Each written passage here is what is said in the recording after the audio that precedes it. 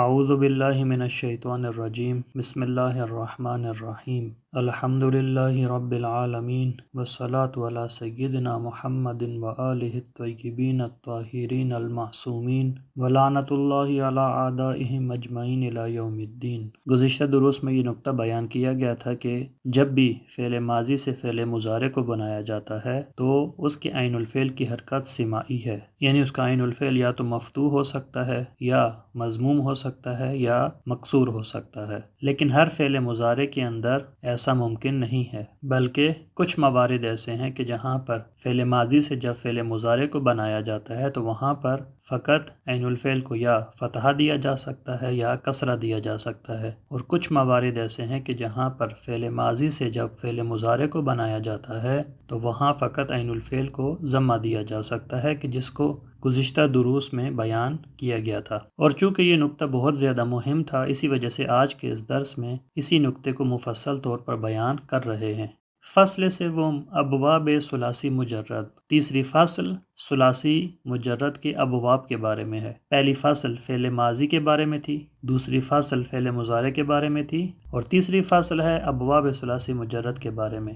باید دانست کے مضارع فعلا ممکن است بر یکی از سه وزن یفعلو یفعلو یفعلو و مضارع فعلا ممکن است بر یکی از دو وزن یفعلو یفعلو بیاید و مضارع فعلا فقط بر وزن یفعلو میاید۔ یہ نقطہ آپ کو معلوم ہونا چاہیے کہ فعلا کا جو مضارع ہے، یعنی وہ فعل ماضی کے جس کا وزن فعلا آتا ہے، اس کے مضارع کے اندر ممکن ہے کہ تین وزن پائے جائیں۔ باید دانست یعنی آپ کو معلوم ہونا چاہیے کہ مضارع فعلا کہ فعلا جو فعل ماضی ہے، اس کا جو مضارع ہے ممکن است بر یکی از سه وزن، ممکن ہے کہ ان تین وزن میں سے کسی ایک وزن پر آ جائے، یا تو وہ یفعلو کے وزن پر ہوگا، یا وہ یفعلو کے وزن پر ہوگا، یا وہ یفعلو کے وزن پر ہوگا۔ پس فعلا کہ جو ماضی ہے، اس کا جب مضارع بنایا جاتا ہے تو اس کا وزن تین طرح سے آ سکتا ہے، یا یفعلو ہوگا، یا یفعلو ہوگا، یا یفعلو ہوگا۔ عین الفعل پر فتحہ بھی دیا جا سکتا ہے، عین الفعل پر کسرہ بھی دیا جا سکتا ہے، اور عین الفعل پر ضمہ بھی دیا جا سکتا ہے۔ و مضارع فعلا ممکن است بر یکی از دو وزن یفعلو یفعلو بیاید، اور جو فعلا کا مضارع ہے، فعلا ماضی، اس کا مضارع ممکن ہے دو وزن میں سے کسی ایک وزن پر ہو، یا وہ یفعلو کے وزن پر ہوگا یا وہ یفعلو کا وزن پر ہوگا۔ فعلا کے مضارع میں یفعلو کا وزن موجود نہیں ہے، پس جو بھی ماضی فعلا کے وزن پر ہے اس کا مضارع ممکن ہے یفعلو کے وزن پر ہو یا یفعلو کے وزن پر ہو، تیسرا وزن ممکن نہیں ہے۔ و مضارع فعلا فقط بر وزن یفعلو میآید، اور فعلا کا جو مضارع ہے وہ فقط اور فقط یفعلو کے وزن پر آتا ہے، نہ وہ یفعلو کے وزن پر آتا ہے نہ وہ یفعلو کے وزن پر آتا ہے، فقط اس کا مضارع یفعلو کے وزن پر آتا ہے۔ پس خلاصہ یہ ہے کہ ماضی اگر فعلا کے وزن پر ہوگا تو اس کا مضارع تین طرح سے آ سکتا ہے، یعنی تین وزن پر اس کے لیے آنا ممکن ہے۔ ہو سکتا ہے یفعلو کے وزن پر ہو سکتا ہے یفعلو کے وزن پر ہو سکتا ہے یفعلو کے وزن پر ہو، لیکن فعلا کا جو مضارع ہے وہ فقط دو وزنوں میں سے کسی ایک وزن پر آ سکتا ہے، تیسرا وزن اس کے لیے ممکن نہیں ہے، یا وہ فقط یفعلو کے وزن پر ہوگا یا وہ فقط یفعلو کے وزن پر ہوگا۔ یفعلو کے وزن پر آنا فعلا کے مضارع کا ممکن نہیں ہے، اور جو فعلا کا مضارع ہے وہ فقط اور فقط یفعلو کے وزن پر آتا ہے، اس کے لیے یفعلو کا وزن اور یفعلو کے وزن پر آنا ممکن نہیں ہے۔ بے عبارت دیگر در فعل ثلاثی مجرد معلوم بے این چند گونے ماضی مضارع برخورد خواہیم کرد۔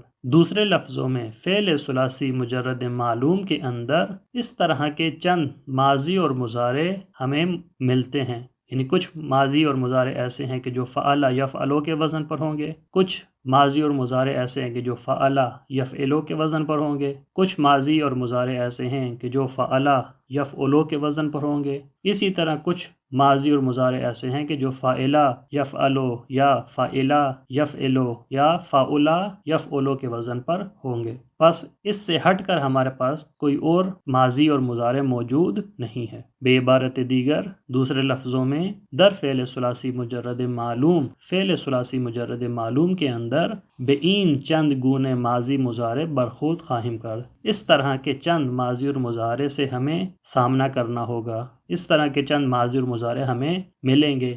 اب مثال یہاں ذکر کر رہے ہیں۔ فعل یفعل پہلا وزن ہے، مانند منع یمنع، جیسے منع یمنع، یہ اس کی مثال ہے۔ فعل یفعل کی مثال ہے منع یمنع۔